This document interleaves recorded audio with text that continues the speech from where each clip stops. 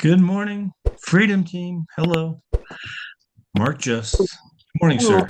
Good morning. Good morning, How are morning. you? Morning, good Jennifer, morning. Tina, hello. Good morning. Kathy, you shut your camera off. What I happened? know. Give me 2 seconds. Oh, I'm Kept doing her, that, Uh-huh. kept that her last electric dab of on. makeup. Good Something going on. You're morning. correct. Hello, Roger. Am I Morning. Yeah. getting camera ready? Roger. I hear you. Jen, Good good morning, morning. Good everybody. morning. Turn on your cameras if you can. Jim, hello. Hey, good Happy morning. Father's Day. Again, he said he wished me a happy Father's Day for the weekend. It's good to see you. Good to see you, brother. Nancy there in Nashville. You and Kathy got to connect, got to hook up. Hey, Nancy. Hello. Hello. Good to see you. Turn on your cameras if you can, guys. Always good. Always helps the speaker, especially. I mean, just being able to see some faces versus a bunch of black boxes. So turn them on if you can. Appreciate it. Keep letting them in. Nash, good morning. Nash just joined us. He's out in California. Good morning. Good to have, Good good to morning. have you with us, sir. 8 a.m. out there in California. And Jeanette, good morning. We got Todd coming in. All right, guys, let's go and get started. Let's keep letting people in, but appreciate everybody being here on time. So, a couple quick reminders. First of all, if you're a guest with us, welcome. You are welcome to this every week. We're here every Tuesday. And if you're an EXP agent, if you want to invite anybody, invite whoever you want to come to this. This is always open. So, always good stuff, every week, bringing in different speakers and trainers and big agents just sharing their toolboxes with us and all this stuff. So anyway, guys, we'll be back tomorrow. If you want to join us tomorrow, every Wednesday we just do an open mastermind. So honestly, that's one of my favorite days of the week. We never know where that's going, but it always ends up just being so darn good. So just a reminder of that. Same Zoom link, same time. You're all welcome to join us there. What do you guys want to talk about? And we'll put it out there. Okay. So we do that every Wednesday at 11 a.m. Eastern, 8 a.m. Pacific as well. So, guys, today, Corinne is here. Corinne DeFilippis. Did I say that right? I did it right. You I did. did it You did. Corinne is in Orlando, Florida. She's been a realtor for 7 years. Started out at a small boutique brokerage, but didn't take long. She actually moved over to EXP. Been here 7 years, really, and pretty much the whole time. And she's at the Icon Award status. Which, if you're just so you know, for all of you, if you're new to EXP, if you cap and do an additional 20 deals, so for most agents, you're talking 25 to 27 deals, somewhere in that range. You do that on an annual basis. You're an Icon agent and there's some big rewards with that. And so it sets you apart in this company. I mean, definitely puts you up there in the kind of the top 1 to 3%, of agents across the country, not just EXP, but just in general with that kind of production. So Corinne has hit that multiple times, and I saw a training that she did on EXP's YouTube channel, and called her up and said, "Hey, could you come in and train our group? We can all learn from you." So I got my pad of paper. I'm ready to take notes. So, Corinne, I'm going to turn it over to you. Thank you so much for coming in. It doesn't benefit you at all to be here financially, but we appreciate it's one of the best things about EXP is that collaboration. So we appreciate you being here. Thank you. Absolutely. Thank you guys so much for having me. So obviously would love to see everyone's cameras on. I like to say how you show up for one thing is how you show up for everything. And I'd love to hear where everyone's from. I'm from Orlando, Florida. So what are some other cities? If you want to shout them out, put them in Fort the Worth, chat. Fort Worth, Texas. Heck Orange, yes. Orange Beach, Alabama. There we go. Love that. Love that. Newton, Mississippi, Colorado. Mississippi, Asheville, Colorado. Tennessee. All right. Got the whole US in the house. I love that. All over the place. All over the place. All right, guys. Well, I'll go ahead and share my screen because I got a presentation for you guys just so you can use it just to take notes. But more importantly, my goal today is to leave you better than how I found you and add some value. So can everyone see my screen okay? Got it. All right, perfect, perfect. So the reason for my title from victim to victor is let's be real, right now in the real estate market, we have dealt with our cards the last few years specifically. So I've actually been in the business 7 years. So I would like to say I'm officially a COVID baby, right? I think in real estate, we need to like label our time in the business, like how there's Gen X, Gen Z, Alpha, Beta, all that. We're COVID realtors, right? And this mindset was something that has kind of built me the entire way. So to take you guys back to really understanding my story from day one, I didn't really deal with the most easiest childhood, right? And that's where this title really comes from. So when I was 4 years old, I was actually diagnosed with a rare tumor of the spinal cord. It's called a pilocytic astrocytoma tumor. It's 1 in a million children, and I had surgeries at the ages of 4, 5, and 6 to successfully remove the tumor. Childhood was not very normal. I spent probably about 18 years in and out of hospitals, right? So there was a point in my life where I could have created an identity of being a victim. I was in hospitals, I had surgeries, I didn't have a normal childhood. But instead of thinking like a victim, I decided to think like a victor, which is I'm a warrior, I'm strong, I can get through anything, I'm humble, I'm kind, right? In my early 20s, actually, I went to University of Central Florida, originally from New York, so I'm a New Yorker, I'm half Italian, so I'm a straight shooter.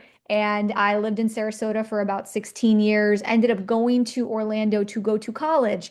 I actually went to college to be a criminal justice major. I like to say in real estate, we fight crime literally every day, right? But the same day after graduation that I was actually given a job under the Department of Justice, at 22 years old, I was diagnosed with cancer. So once again, another sink or swim mentality of what decision are you going to make to be able to move forward, right? So real estate was not in the cards for me. I actually come from an immigrant family. I'm half Egyptian, half Italian. My grandparents and mother immigrated from Egypt in the 70s. My other grandparents on my dad's side were actually big general contractors over in the New York, Westchester area. So 9 to 5 was kind of the way I was raised, but I knew that I had this energy, this drive to just kind of do something more. So I ended up stepping into homeowners insurance after that diagnosis and the cancer was cleared. And I went and then I've just been in remission. Actually, this year is actually a full decade. I'm at my 10-year stride, which is awesome, and a big blessing. So I went into insurance. Homeowners insurance, I would say, is not the sexiest job, right? But what it really taught me was how to proactively go after business. Now, I can't see everyone on the screen, but you all might be able to see people. How many people feel like right now in their business, they are waiting for business to come to them and it's making them a little uneasy? Honest show of hands. Let's be vulnerable. All right, perfect. So I feel that, right? But when I started in real estate at 25 years old, I did not have a sphere, right? So let's see, is this going to let me? Perfect. It's going to move it over. I would like to move this screen here so you guys can all see. There we go. All right. So I didn't start with a sphere here. So I had to kind of create a sphere for myself. I started real estate at 25 years old. But when I was in homeowners insurance for 2.5 years or so, I learned how to go after calling lenders, calling realtors, asking for their insurance quotes, asking for business. So when I took the leap of faith to go into real estate, even though I would say I was probably the least qualified person to jump into real estate. Like I said, no real estate background in the family besides general contracting work. Just no one's been a realtor, right? So I was like, I'm gonna go be a realtor. And it's funny because my grandma, she was just such in this 9 to 5 life. At one point, she was like, Corinne, go get a real job. And I had to lie to her and tell her I had a salary. So she was kind of get off my back. Now she doesn't say anything, but back then it was like, are you sure you want to do this? Are you sure you want to do this? Right? How many times do you feel like you have a voice in your own head that says, are you sure that you want to do this? Right? So when I started real estate, my first deal in real estate was actually completely awful. It took me 6 months to close my first deal. And the listing agent on that deal is actually my current sponsor. So his name is Gil Ramos. Some of you may or may not know him. He's out here in Orlando with me. And he will literally tell you, he will get on stages all the time and talk about how I was the worst agent he had ever met, like the worst. I didn't I didn't put an escrow until 3 days before closing. I didn't put a closing date on the contract. The contract was extended 4 times. Ended up finding out that the lender didn't know what an FHA loan was. I was like, well, that sucks because I don't know what an FHA loan either. It was just a whole hot mess express. But there was one thing is I just would not give up, right? That victim to victor mindset of, are you going to be a victim and say, why me? Why is this happening to me? I'm not meant to do this. Or are you going to be a victor and choose that identity? So I chose to get the deal done, right? I was so resilient. I would actually show up at the title company about 3 times a week and say, I'm ready to close. And they would say, Corinne, that's not how that works. We need a package. And I was like, well, where do I get this package from? Do I go to FedEx? Do I go to UPS? Like, I'll go get this package. And they're like, that's not how it works. We need it from the lender. Moral of the story is the deal closed. But I was this close to giving up on my entire career because I was like, oh my God, I did all that for 6 months to get a $3,800 paycheck, right? How can I survive off this? My mentor at the time, which was Gil, said, "Hey, I see something in you you don't see in yourself in 3 to 5 years. I see you coaching and mentoring agents, and you join my team, we'll never look back." I thought he was absolutely crazy because I was like, "You're seeing me coaching agents, yet this was the worst deal ever." Sometimes there's someone in your life that will see something in you at a moment that you don't see in yourself. And I want you all to really hear that and think of times maybe someone said, "I know you're great. I know you can do this." And really take that to heart. Because then I did make a decision not to sink or swim, to go and stay in real estate and join his team. So first year in the business, on his team, 6 million in sales, 20 transactions. My second year in the business, I actually sold about $20 million in sales as a second year agent, primarily as a buyer's agent. So I was over the moon, winning awards, doing this, doing that, making money I've never kind of seen in my life, all from prospecting. But this time I was on the buyer side.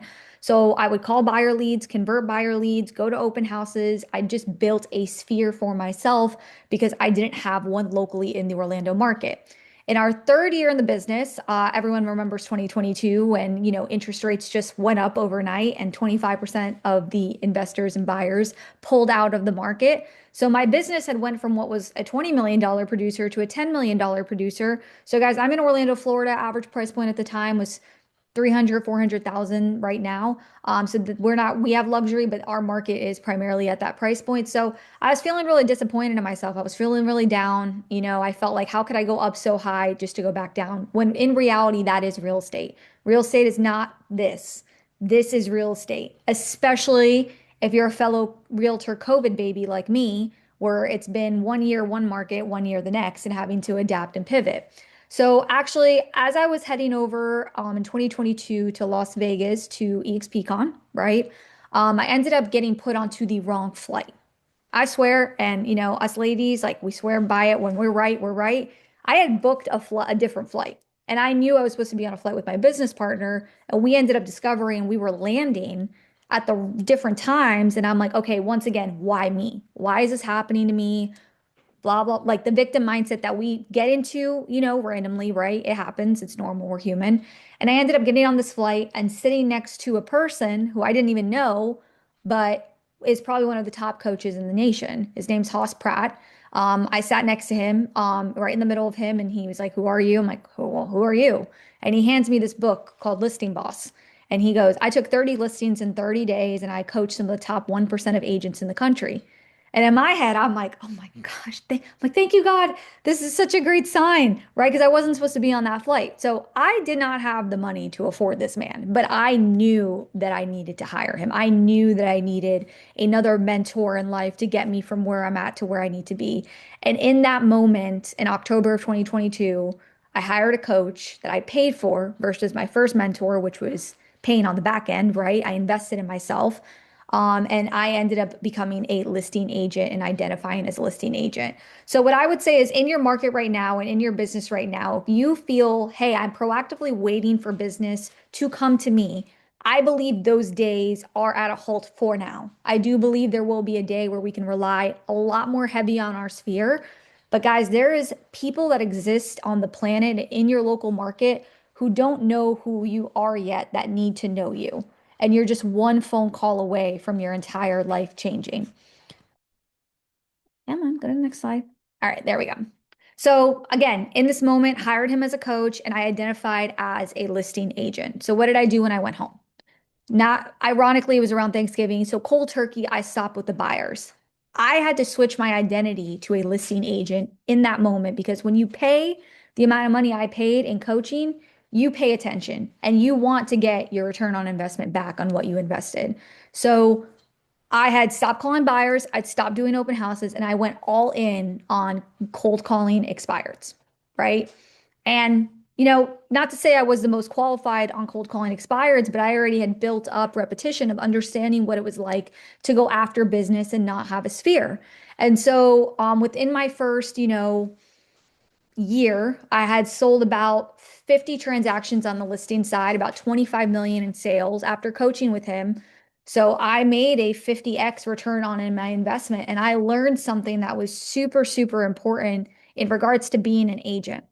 As an agent, you also have a choice of what type of business you want to lead, right? And, if you have a sphere of 20 pre-approved buyers at a time and 20 listings, 10, 15 listings, 20 listings at a time, that's great, right? Go with that. But if you feel, hey, right now I'm not getting that many calls, I'm kind of struggling to have some consistency, I'd like to learn a skill set that builds some confidence in me, build some confidence to talk to people who don't know me. This is why I chose that path, because those 50 units I had sold that year were people that I would have never met had I had not made that decision to go into Victor mode and actually cold call expireds. And why I love now, just by a raise of hands, because I'm not going to be able to see everyone, but so the rest of the screen can see it.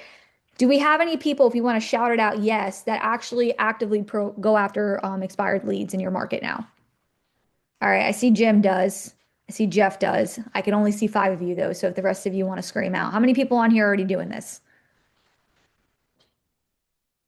Just 2? 3? I heard Jennifer. Okay. So we got a couple of people. How many people have heard of this lead source but have had hesitation of going after it because you're just kind of like, I don't know what to do?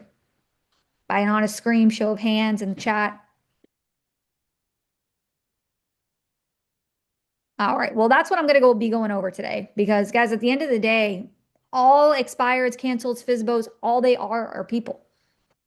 They're just people in a little bit of a different circumstance. So what were my biggest ahas in 2024 when I started expireds? Well, at one point I was carrying about 20 listings at a time, right? So my biggest aha from it was you can manage a business like a CEO carrying your own inventory than carrying a bunch of buyers, right? Nothing's wrong with buyers. Buyers is what built my business from the beginning.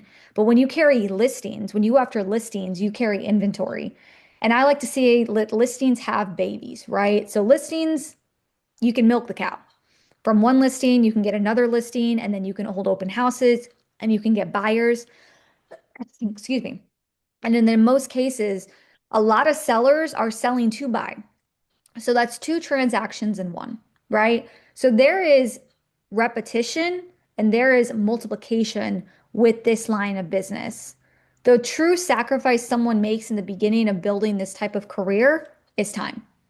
But I have studied every single lead source in real estate: YouTube, open houses, sphere of influence, online leads, Google, Zillow. And out of all of them, expireds and cancels are going after sellers is the fastest ROI to triple your business in 6 months or less. There is no other lead source that you can just take a deal that fast and keep repeating and having conversations with people. All right. So why did I pick this lead source? Like I said, because believe it or not, it's very underserved. You might think everyone's calling them. I promise you they're not. They're scared. And also, when you can convert and build trust through the phone, I do truly believe that you can negotiate anything that you want in life, not only with clients, but with spouses, with children, just in life. There's a confidence level that you build when you can get someone to trust you. And let me break this down just how simple these conversations are. It's really like going back into being a detective, right? Remember how I said criminal justice majors, we fight crime in real estate? Whenever I'm talking to a seller, I'm truly just going back to asking questions, right? And figuring out why they're here and how I can help serve them. I like to compare an expired to if you're at a restaurant, right? And you're a server. As a server, what are they asking you when you sit down? Hey, what do you want to drink?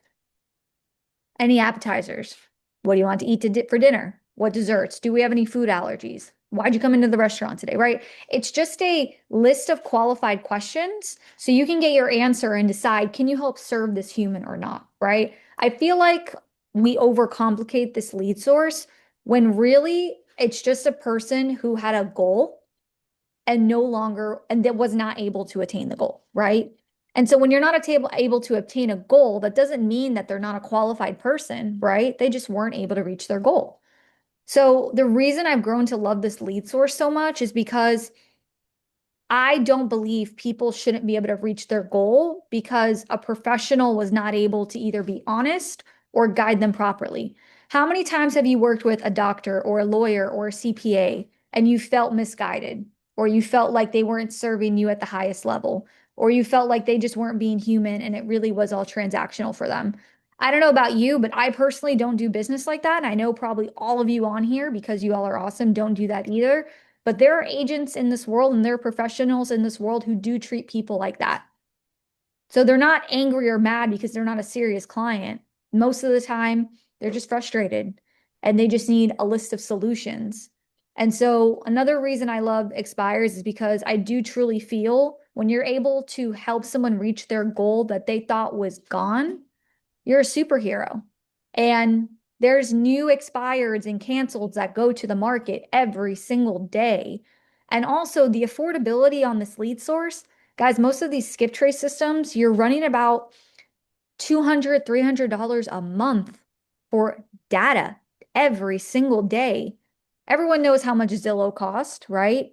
Everyone knows how much other lead sources cost if you're paying for marketing or ad. This is truly not only the fastest ROI, but is the most affordable on your cost of goods, right? You break down a P&L sheet. I'm not splitting 40% to Zillow or 50% or here. I'm going in and I'm one deal can pay for my entire skip trace system for an entire year, right? So that's why I've loved the compound of this. I love the confidence that it's built me. And I love that I really have felt like I've been able to make a difference in my community. And that's why I know, Freedom Team's had me on here today, because all of you are all over the US and I feel have this urge in you, like, can I make a difference? And the answer is absolutely. All right. So like I said, 50 transactions within my first year, 25 million in sales. And then at one point I was carrying about 20 transactions a month.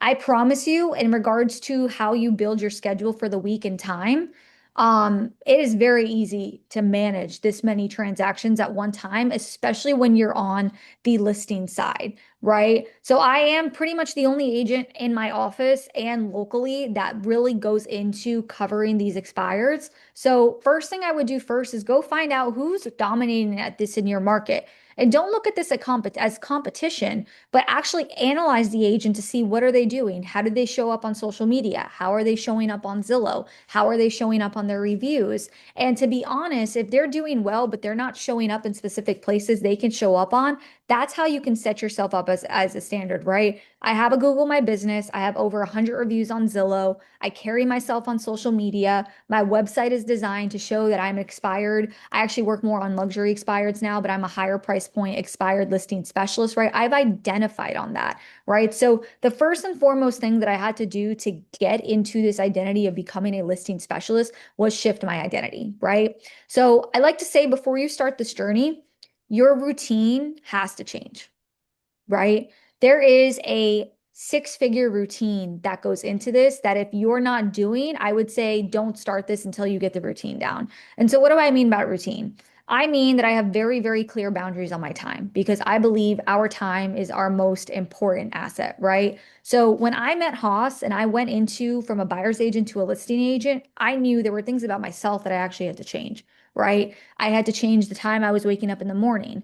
I had to change the routine that I had in the morning, the routine that I had in the evening, the people I was spending time with, where I was dedicating my time per day. I had to come up with a winner schedule that I would stick to per week. So right now, if you guys want to write this down, I'll kind of share with you what my winner schedule is. And then I hope that you can go put it into your Google Calendar and actually implement. So first and foremost, for those who have iPhone, and if you're an Android user, I'm sure you could do this too. What boundaries are you setting on your phone to not get alerted from social media, sellers, buyers, text, fires, all the things? Because if you don't have a boundary on that, this is like, these are, guys, these are huge golden nuggets I'd write down and take very seriously, because real estate can burn you out. I've been there multiple times. I've only been in the business 7 years and I have felt the real burnout, right? But at the end of the day, you can have control on the burnout by setting boundaries. Burnout gets relieved when you set boundaries.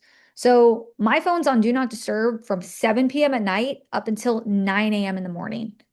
That time is protected for sleep, for meditation, for peace of mind, for journaling, for intentions, for myself. It has nothing to do with clients, right?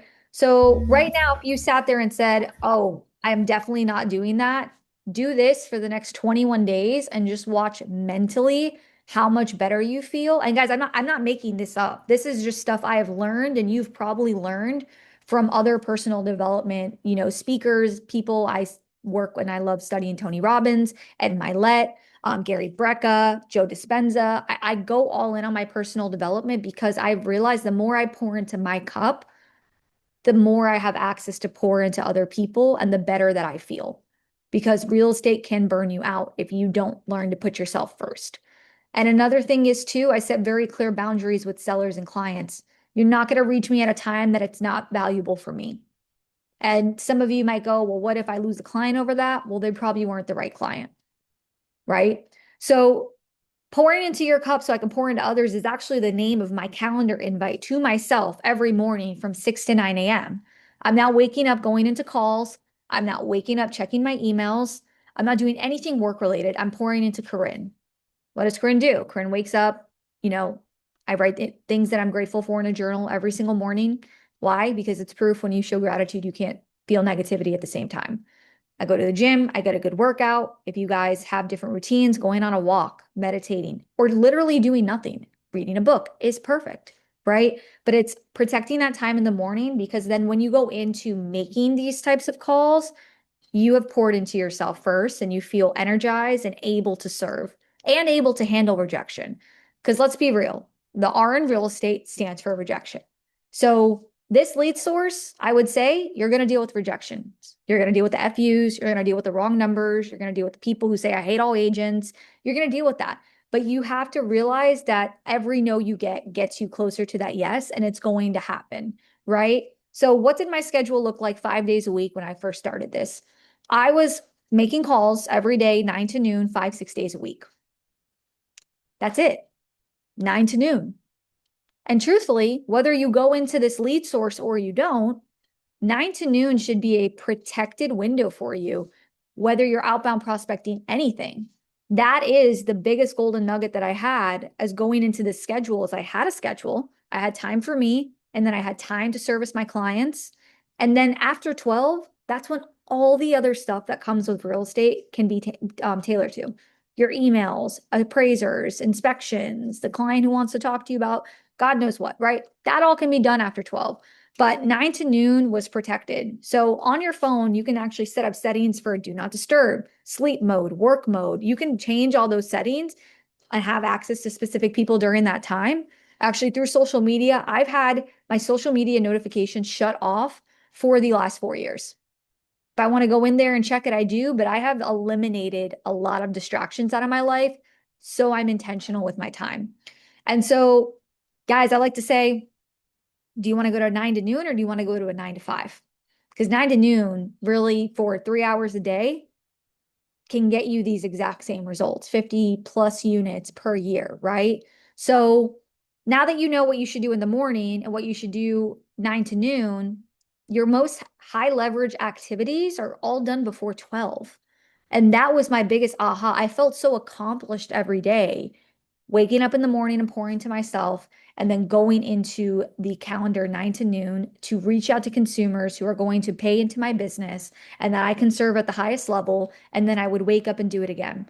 Now, one of the biggest questions I've got, which by the way, guys, at the end, I am going to be leaving this open for questions. So I do want you to ask me. I'm an open book, literally anything you want. But people ask, well, what if you didn't speak to anyone that day? Well, I wasn't meant to serve anyone that day. I'm just going to wake up and do it again tomorrow.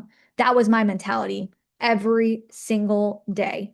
And truthfully, when it comes to outbound prospecting, my outbound prospecting looks a lot different now because I like to say as realtors in the beginning or in a mid shift in our career, we have one of two things, either a lot of time or a lot of money. Most of us start with a lot of time. And then when we make the money, then we find ways to spend that money on ways to buy us back our time, right? And then we get into a new place in our business. So total career sales, personally, I have sold in 7 years, $130 million in transactions. 60 million of that has been from outbound prospecting expired listings, right? So 90% of my business, guys, comes from the phones. 90%. I'm still on the phones today. It just doesn't look like the way it used to be because I have leveled up. I feel as each year passes, you're able to put new systems, staff in place because of the money that you made and the time that you sacrificed. Truly, I like to say the first 2 years of this, of calling expired specifically, you're in call jail, right? And call jail is really not that bad. Like I said, 9 to noon, per day, 4, 5, 6 days a week, right? But let's say right now you're like, hey, Corinne, I don't want to go into it. Use the 9 to noon as a framework of the time that you take in your business per day to proactively reach out to consumers and have conversations with people, right?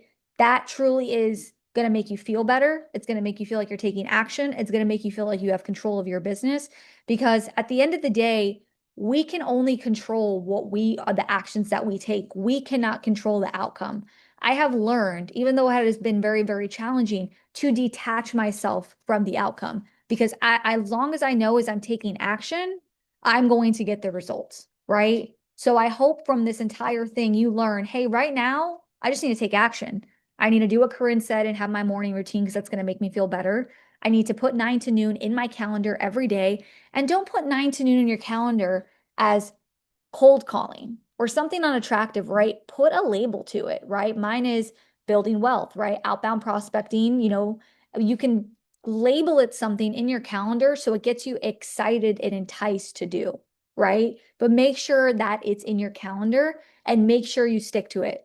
Meaning, for the clients that I've coached and the agents on my team, if you do this one day, once a month, of course, it's not going to work, right? And if you have a victim mindset while doing this, of course, it's not going to work. And I say that to say that's why the personal development aspect of this is so important because when you pour into yourself, you might not feel the better the next day. You might not feel the best the day after. But after 21 days or so, you're going to start to notice you think differently, you react differently, you handle stress differently, you respond to things differently, and it becomes a true nervous system tick that you have. So what I say by that is I have built such thick skin, not only because of the things that I've been through in the past, but just in general, just dealing with the normal rejections we deal with in real estate, that when someone rejects me, my nervous system actually is programmed so I start laughing. Like I literally do not care at all when someone rejects me. I just literally say, okay, I was not meant to help that person. I'm going to move on to the next. One of the best stories that I've ever had in my entire life on why you just move on to the next and have that mentality is because I remember I was training my team who had just started outbound prospecting with me, and I'm on the phones for about an hour and a half. They're on Zoom, they're watching me, and they're seeing the reality of it. Yes, sometimes you sit there for an hour, hour and a half, and don't talk to a single soul. That happens too when you're using, and I'll go over the systems that I use. A system, it's meant to provide you the data daily and help you get in contact with homeowners. And for an hour and a half, they heard not a beat. And then someone finally answered the phone. And I went through my spiel, and I'm not going to cuss on here, right? But she said, what are you, an effing vulture? And she hangs up the phone. And my entire group of girls was like distraught. They were like, what the heck did we just get ourselves into? I was like, no, no, no. I wasn't meant to help her. Let's move on.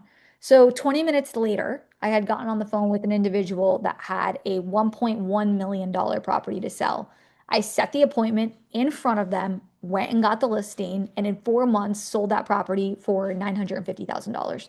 So I say that to say the difference of me moving forward or not moving forward was not only, of course, money comes when you make an impact, but it was serving a family who had a goal to sell their property to be closer to their kids right around Christmas. And that's exactly, we sold it the day after Christmas. And also, yes, around a $30,000 commission check of you just choosing, do you move forward or not, can cost you that much money, right?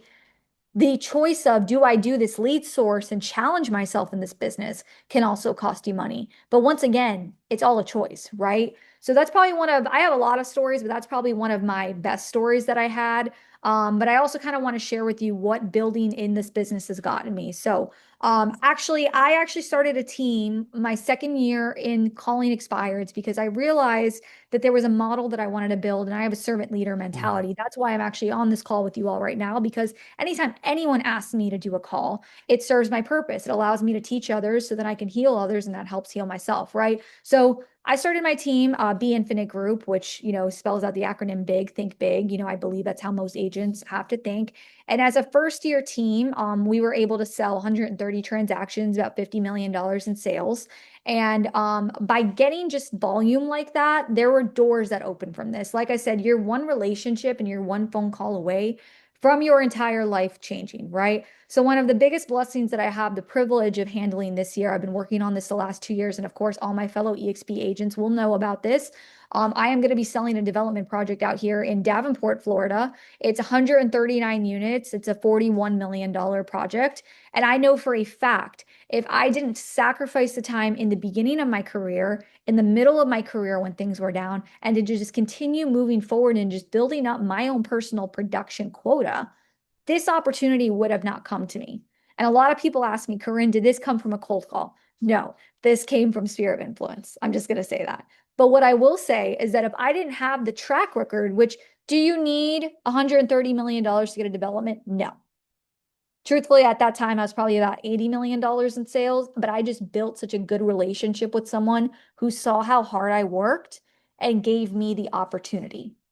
Even though he knew I've never sold a development, even though he knew I had no prior experience in this, he saw what I was capable of doing and said, I want to give you a chance. There's people that exist on the other end of that phone at all price points that are really just looking for good human to human connection now more than ever. Guys, I love AI. I really, really do. But do not worry, it is not going to replace you because AI cannot get its real estate license, right? But secondly, humans literally need human to human interaction, and how we leverage AI is to make us better, faster, and stronger. But I'm so blessed for these opportunities to not only help agents go out and get their own business, right? The agents who've come on my team had life-changing testimonials because of the fact that they just listened to everything that I'm telling you now and did the work regardless of the outcome because they knew the outcome would come later. Doubling, tripling their business, building confidence, talking to people who didn't even know who they were yet, getting into a community, right? It is a really life-changing decision because instead of just saying, hey, I'm going to wait for my sphere, which guys, I love my sphere. I actually live off a lot of my sphere now because I built enough of a sphere. But what I will say is I'm never going to 100% rely on it only because I feel like there's other people that exist in the marketplace that still need me to serve them. And those people exist in your marketplace that you're just one phone call away from getting to. So when it comes to leading people, right? I like to say that, I couldn't control my discipline, and I couldn't control someone else's. But the reason that I have kind of gone into this leadership mentality is because I saw that the more people just in general that we help, right? That we help hold accountable, that we provide a culture to, that we know our own zone and joy and genius. Why that's there is because at one point with building this machine, I got to learn what Corinne was best at, right? So many of you right now are asking, well, what's my purpose? Many of us have the same purpose. It's to provide a service to people. It's to feel unconditional love. It's to love others and love ourselves, right? If we break it down just in simple terms. But my zone of joy and genius is what I stick into every single day, meaning the beginning of this evolution of where I was at is not where I'm at now. Right now I have staff. Right now I leverage AI. Right now I have agents. And that all built within a few years. So I hope another aha that you get is you don't have to do this for 10, 20 years to become a professional in it, right?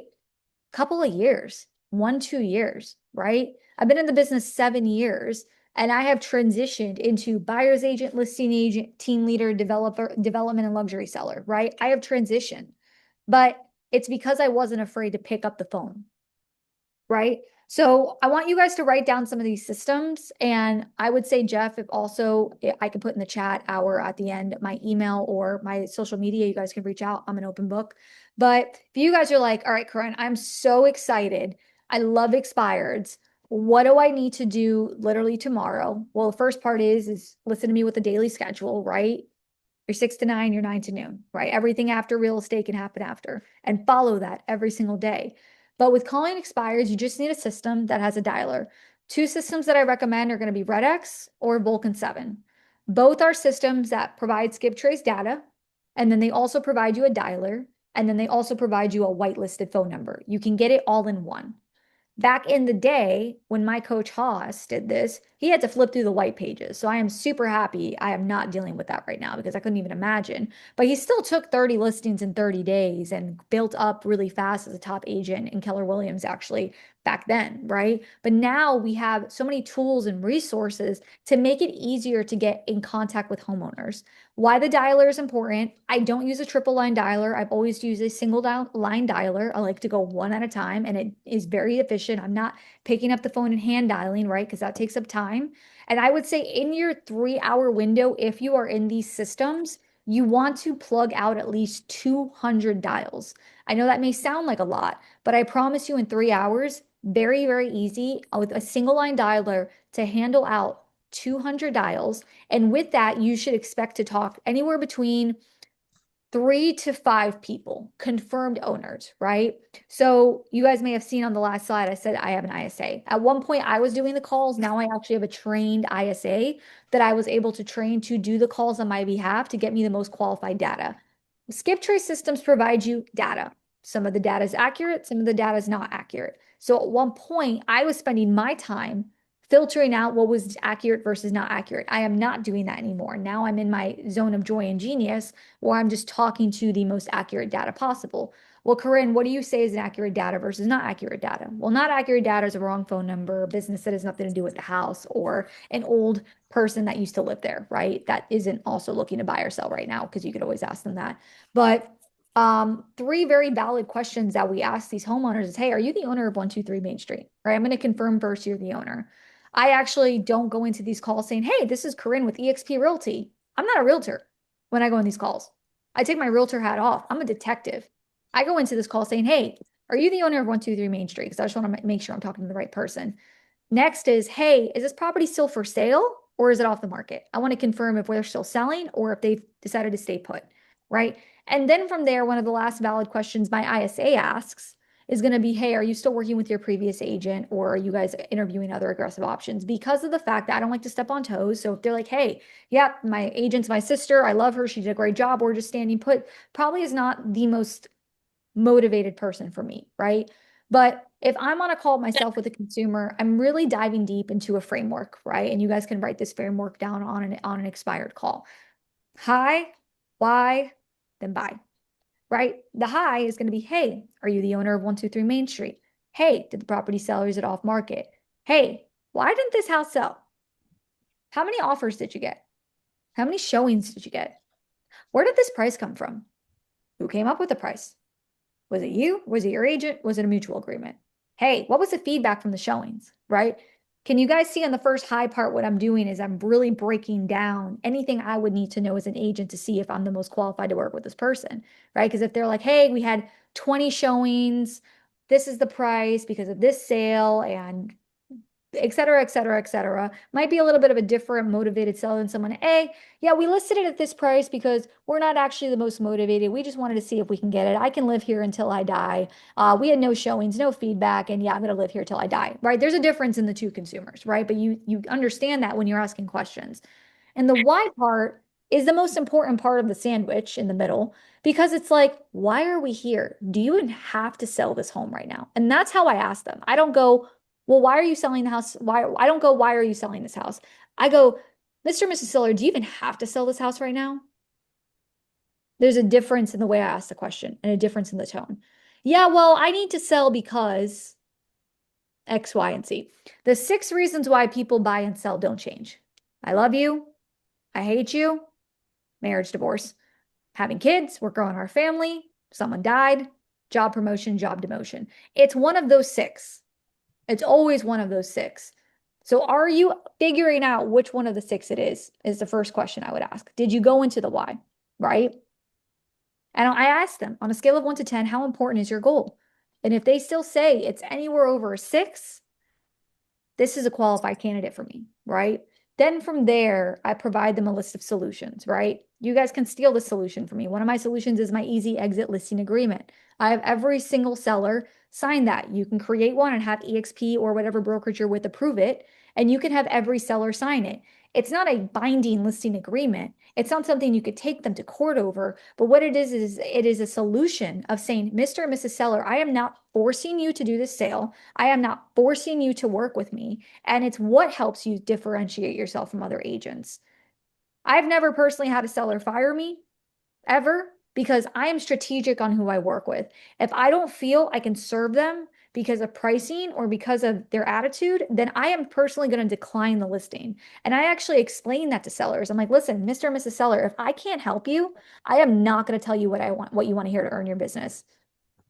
I'm a straight shooter. I'll bring up my heritage. I'll say especially if I'm talking to a fellow New Yorker, I always bring that up. That always brings some confidence, meaning build rapport with these people, right? Some of you said from Tennessee, born and raised, if you're from a certain city or they bring up a restaurant they like and you like it too, just start building rapport over the phone, right?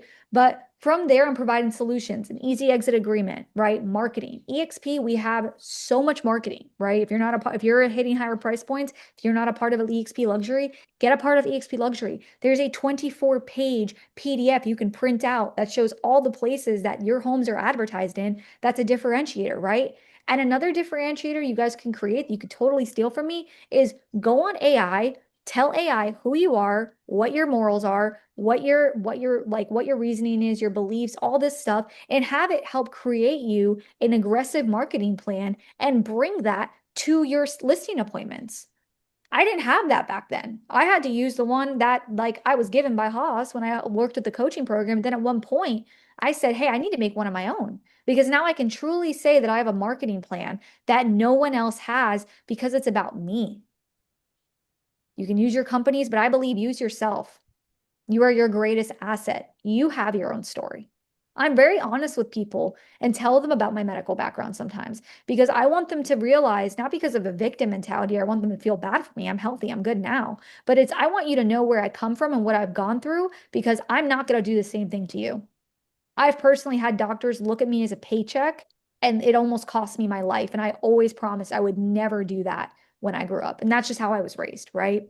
So, you know, the high, all the information, you know, the why, and then the buy is setting an appointment. When you're talking to these people, you should be setting an appointment no later than 3 days.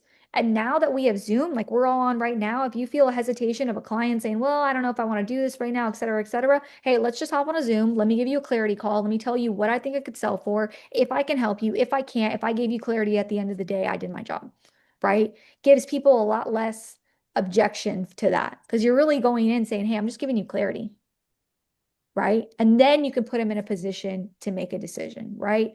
But my zone of joy and genius, this is all that I'm doing is I'm having conversations with consumers and putting them in positions to make decisions and declining the people that I can't serve. So I have the time to serve the people that I'm meant to serve. Does that make sense? All right. So we went through this. Yep. So right now, just so you guys know where I'm at, and you're always welcome to stay in touch. I am working in higher price points. I am personally the only one that's working in higher price point luxury expireds in my market. And guys, I promise you, in your market, there's anything I could teach you, people in luxury are usually dealing with their sphere or a referral, and that's great. We get handed a $5 million listing, I would take it too. But there's an untapped market in the higher price point world because people are scared of them for some reason, and you shouldn't be. They're just people, right? And I have seen, if you're like, I have a goal, I have an urge to get into higher price points, I have seen people break into luxury faster by calling expireds than I have in any other lead source. Meaning a lot of my YouTube agents in my office are kind of stuck at that similar price point, right? They're doing open houses and they can't get into those $5 million homes, so they can only get to 500,000. They're usually getting $500,000 buyers. This is where you can strategically go after higher price points in specific markets because you're calling a list of those individuals every day, letting them know who you are and what you do. I personally say that I sell houses that fail to sell the first time. My niche is selling houses that fail to sell the first time. That's my niche. That's what I do. And I keep repeating it and repeating it and repeating it. And yes, there not only is there higher price point potential out in your market, but there's also development opportunity. I don't know about you guys in your states, but in my market, they're building on anywhere with land. And a lot of those builders, yes, we cannot touch the DR Hortons, the Lennars, the bigger national builders, but there are small boutique builders that exist that their agent didn't serve them and they need to sell. They're not a typical seller. They need to get off that property to get their money back, right? And there's a whole different level of motivation working with developers or builders. In fact, there are many wins that I got being on the phones, calling one house in one area that got me development opportunities. I'll share this one story with you. Another big aha before I share this story is, guys, with this strategy, 80% of the business that you're going to take and do is going to be from follow-up. 20% is going to be from actually talking to that person that day, setting an appointment and getting the listing. I'm just being super real with the numbers. This is a follow-up game. So if you don't have a skip trace system, I just gave you two, and then have a CRM where you can plug in confirmed data and separate them in list, and then have a follow-up day. So if I was on the phones 5 days a week, 1 or 2 of those days was my follow-up days every single week, because follow-up is the gold. And that's how you're able to get more business, is from following up with people, right? Not always going after the new. So I'll share a great follow-up story. So there was one time I called a lead in January. I ended up speaking to her. She's like, hey, we're not selling, the house flooded, so we'll sell later. And she said, I'll call you back when we're ready to sell. No one's going to call you back. You have to proactively go after them. So I had her in a list. Every single month at minimum, I would call her once, and if she wouldn't answer, I'd send her a value add text. Whether it's, hey, here's what's going on in the market. Hey, happy Valentine's Day. Hey, hope you're having fun on spring break with the kids. Just something that had nothing to do with, are you ready to sell? It's just me adding value, right? And by the 9th month, when I sent my last text, which was, hey, stay safe during the hurricane, because out here in Florida, we have hurricanes, she finally got back to me and said, hey, we're ready to sell our house. And so I talked to her. She's like, hey, you need to talk to my husband. And I ended up finding out that the husband was a national home builder that's building over 1,000 houses per year. And so from that one deal, not only did I take and sell a $600,000 listing in 5 days, but I got 10 other listings right from there. 11 deals off of one call and one monthly follow-up. That's one client, guys. Like, the multiplication in this is insane. But it's because I chose to put myself in a position most people don't want to put themselves in, and it's by calling strangers. They're only a stranger because they don't know who you are yet. The second they know your name, they're not a stranger anymore, right? Just talk to people. And if you're like, hey, I don't feel confident, I don't feel this, there's AI tools you can use to role play. Also, guys, if you go on YouTube and you type in my name with RedX, REDX, there's about 4 or 5 YouTube videos that I've done with them, where some of them going through role playing and scripting and tonality and confidence. I definitely would recommend listening to those, because I've heard some really good feedback that people really like them. And it's a good podcast to listen to. But guys, it just really starts with making a decision, right? So what I would say is, I know we're getting to the tail end. So I think this is pretty much all. Yep, this is pretty much all that I had from you. So you don't need a sphere of influence to start. You don't need easy leads. You just need a phone, a routine you won't break, and the decision to be a victor of your story instead of the victim in it. So I'd love to answer any and all questions you guys may have for me. And I hope this added some value and you guys enjoyed it. Great, great stuff. Excellent stuff. Yeah. Bravo. Couple things. Let me ask you real quick, Corinne. Do you have, when you were training your team, do you by chance have anything written out as far as some of those questions you were asking? I'm gonna go back and watch the recording, but those questions I was writing as fast as I could. 'Cause you had Yes, yes, questions on- I do have a winter schedule, and then I do have like just a really valid list of questions I could email over to you. If you can send that to me, I'd love to include it in here for everybody to have just a good, some great conversation pieces there, to talk to these people when you get them on the phone. So Absolutely. that would be awesome. Um, Tina was asking, Tina, do you want to unmute yourself? Just ask it yourself while we're here. Go ahead, Tina. Yes, enjoyed your presentation. Congratulations to you on your success. Thank And you. I'm struggling with, I had a sphere to start with. I'm about 6 years in the business and I do get leads. I'm struggling with follow-up, and it's because I haven't gotten myself into the system that works for me. I kind of sniff and scurry to the next one. So we have Bold Trail that comes to us, and then I've got Go High Level from my broker, and I'm just not focused on the one that works easily for me. Any recommendations? Well, if it makes you feel better, I am not also the best with technology. Technology just kind of gives me the ick, to be honest. But what I will say is that I personally use Follow Up Boss. I think they're all pretty much the same in regards to stored data and capabilities. They're all very in depth, but I would say find the routine that works best for you. So if what works best for you is lists that are separate and days per week you have in your calendar to call those lists. Another recommendation is you can also have automation emails usually set up for most of those lists. That takes it a little step further, but at least starting with the list that I need to call and when to call them is probably the most important part, and always updating notes. But what's most important, Tina, is make sure you have a very specific list for one very important group. This goes for everyone, is your past clients, right? Because Yes. you can convert the people who already know, like, and trust you. So at least if you have them in a list and I have them on a 12-month campaign and I send them monthly emails, and again, I do it all mass. I don't do individual per one. That's what I would recommend is 2 days a week for follow-up, past client list, and then with follow-up, that's where you're talking to people that you feel are your most likely to convert. So one of my lists that you could totally steal from me is my top 20 to close in 90 days. So I have a list of 20 people that I'd like to convert in 90 days, and I'm constantly adding and removing from that list. And I have never found it a coincidence that anyone who ever has been in my top 20 and I've been laser focused in has become a closed deal. Thank you. Yeah, I've got to get myself focused on what to use. And I, similar to you, but not with as many uh, leads and or clients or past clients. I have lists, and I'm sitting here with my list of past clients right now, which I follow up with individually. I don't have a real tried and true system, and I think that's a detriment to me. I follow up. I know their birthday. I know a lot of reasons to follow up with them, but I'm trying to get a little more focused where I ask them to refer me and to you know if they know of anyone that's selling, kind of the typical questions, but I haven't done a good job of it.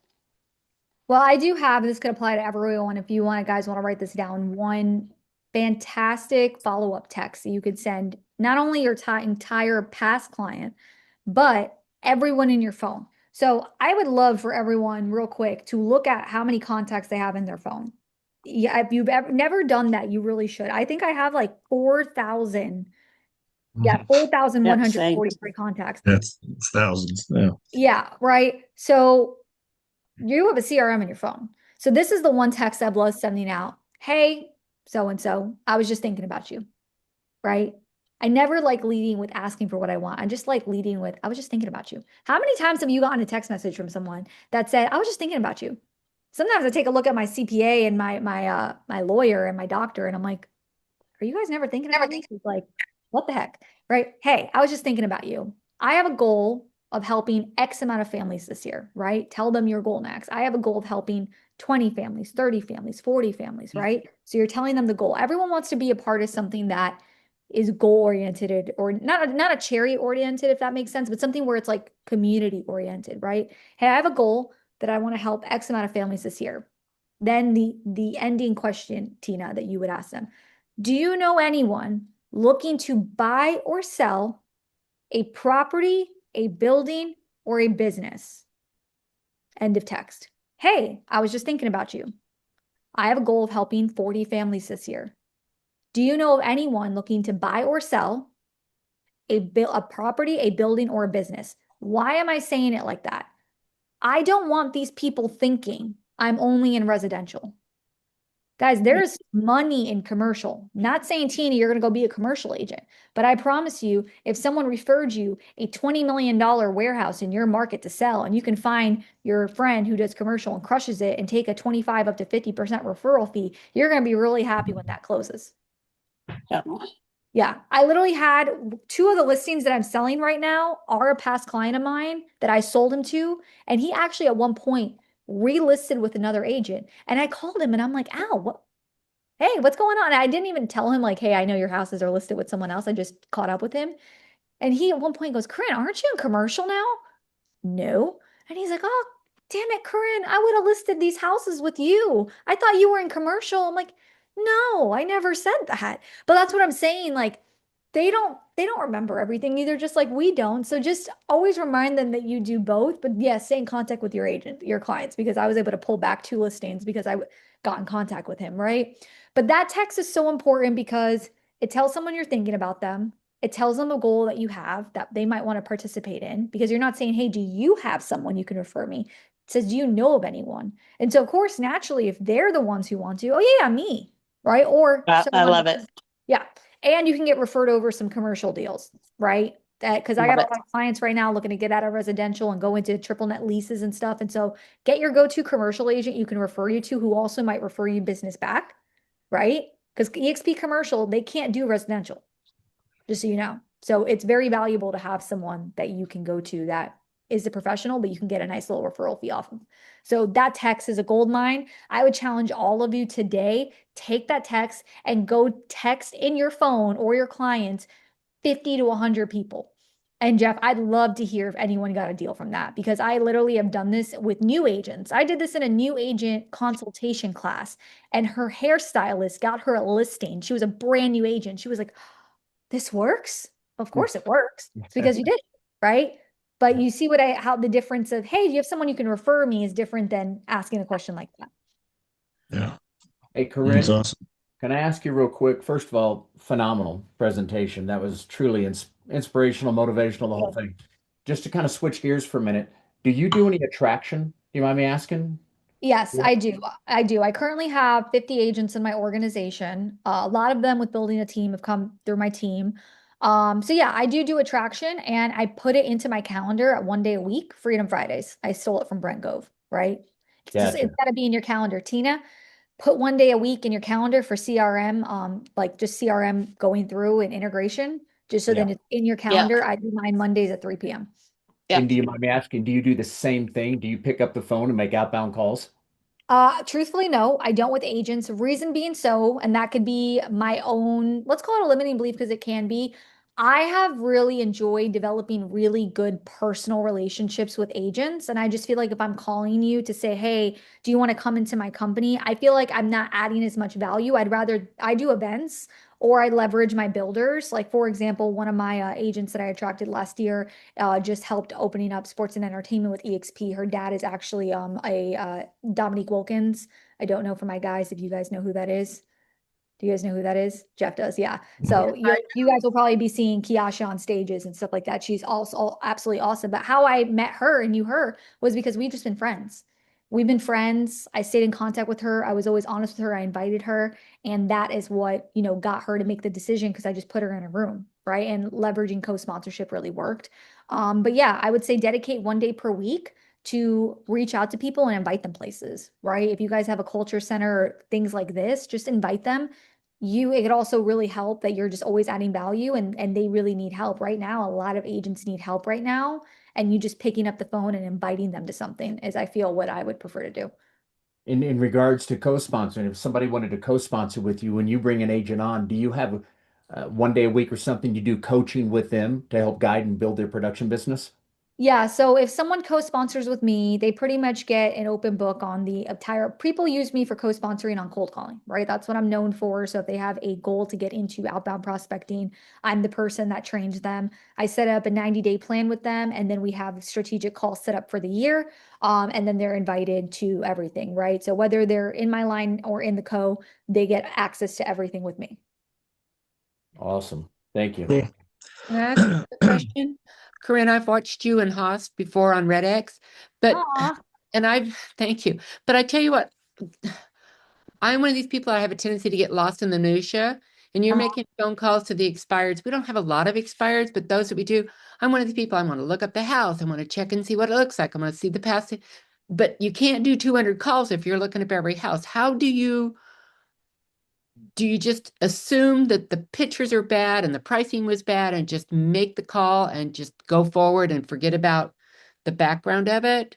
No, that's a great question. So I do have up my skip trace system that I'm dialing, right? I will set up a list of like 30 dials at a time. And Right. then I do have the MLS up. So then when someone answers, I just put the address in real quick just to kind of see what I'm looking through. I would say I'm a very good multitasker. So that's probably just a strong suit I have of mine. But at worst case, just go through asking the questions and write notes and then do some research on the house after. The worst case, if you're like, oh, this house, I don't like it. I can't serve them. I know it's overpriced and all that.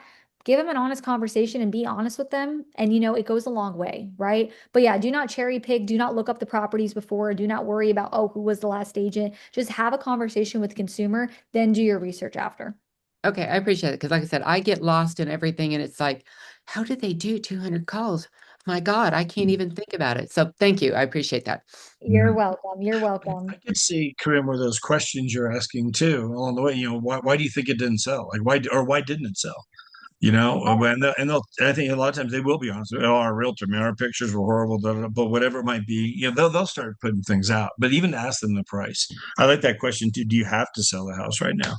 Well, Yeah. not really. We're just trying it and seeing. We're like, okay, just run, go the other direction. Like you don't need that one. So Yeah. I just talk to them like they're my friends, even though they don't yeah. know me yet or know what I look like. I just talk to them like a person, and I feel like it reciprocates just so well with them, right? Like, like they can hear the genuinity behind. Sorry, there's something else ringing right there. But yeah, I just ask them. And then I would say the way you ask a question does go a long way in tonality, but that, is what I will say is if you're new to this, you build confidence through failure and through doing it, right? So to any person on here who's never did it, I at one point didn't do it either, and I was scared and I didn't know what I was doing. I'd call and answer the phone and it would be a guy and I would say, "Hey, happy Friday," and it was Monday, or I'd be like, "Hey, yes, ma'am," and it was a guy, or I'd hang up on myself. Like I screwed up all the time. So it's just one of those things where it's just like, it's okay to fail, right? Usually my first agents who come to me like, "What do I do over the next month?" I'm like, "I want you to fail 30 times." And they're like, "Oh, okay, that sounds easy. I could do that." But I promise you, if you fail 30 times, you'll get at least one or two, right?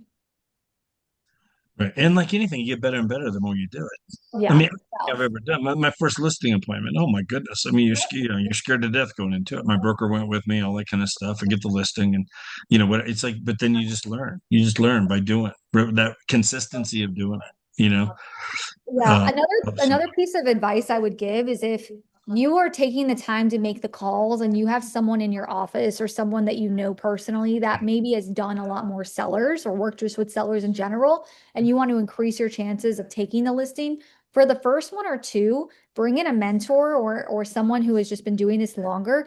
Be okay with splitting the listing with them 50-50 to just get the experience. And then after that, you can do it on your own. A lot of agents on my team in the beginning, they would take like a big is someone who's been on my team longer and then get the listing because they learned from them. And then one day we're able to do it on their own very fast after the first one, two, three times.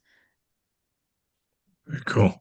Tina, thank you for putting that text in there. Several people were asking for the verbiage on that text. So there it is. And I did put two links to RedX training videos that Corinne was on. Perfect. So I found those on YouTube. You do on through scripts and that kind of stuff. So if you guys want to click on those links, you can bookmark those, save them, whatever. And Jim, go ahead. You got a Yeah, question? yeah. Can you hear me? Yep, Yes. we hear you. Just checking. I was on a new machine here. Hey, Corinne, thanks so much. What a great presentation. You're welcome. Just wanted to ask you about the skip trace tool you're using. And, obviously the do not call list is a big thing with eXp Realty. It's like, don't call anybody ever. So I'm just curious how you approach that.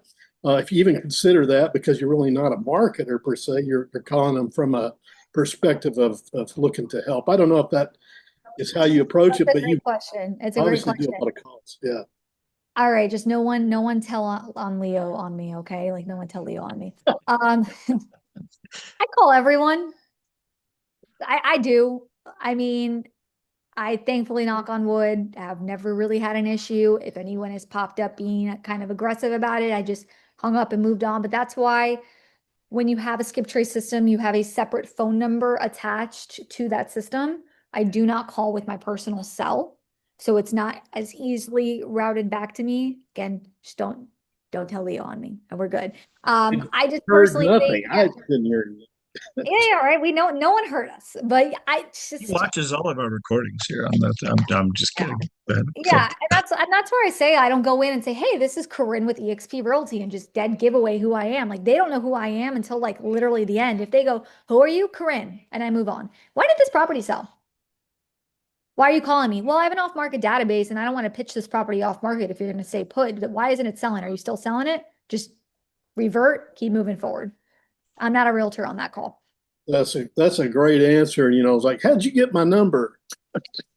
It's public information. It's like, I don't Yeah, know. I would just say, hey, it's public information, or hey, unfortunately, if you had a property that just came off the market, which is what I'm showing on here, unfortunately, your information goes public. So I don't know who else has been calling you, but I'm calling you to figure out what's going on with this house. Perfect.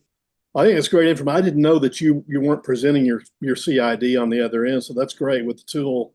I Yep. guess Nope. Redux or the Vulcan, whichever one. Cool. Yep.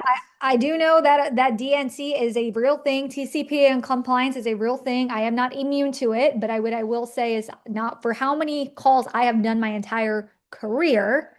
I am very blessed with the call gods, I guess.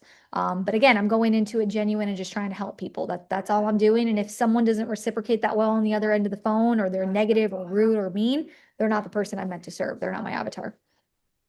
Love that. All right, Good. cool. Thanks a Hey lot. Jim, real quick too. I think if you took this, if you had a CSV file that you put into like your funnels, I know you're doing funnels, I'm doing funnels. You can call through the number in the funnels, like right through your computer. Now it's going to be more of a call by call by call by call basis versus the advantage of a skip trace system where it's dialing, boom, boom, boom, one after another. You're just sitting there waiting on somebody to answer the call. I love those systems. Yeah, I had Mojo Dialer for a long time. I don't have any more, but that was one. So anyway, that is another way to do it where it's not your phone number, your cell phone attached to it. So ways to do that. Lydia was asking. So let's see. And somebody was asking, yeah, Corinne, if you think about if you could email me those scripts, because some people asked if we could add those scripts into the because we upload this recording to our YouTube channel and to our group and in our Facebook group. So whatever, if you have those scripts, you can send to me and we'll put those scripts in there. You had some great lines in there for sure as Of far as course, that absolutely. conversation. That would be awesome. So any other questions? Anybody? Guys, good stuff. Yeah. Good training. Thank you, Corinne. We appreciate it Of course. so much. Thank you all Thank you, so much. Corinne. Thanks Absolutely, so much. absolutely. Thank you Excellent. so much.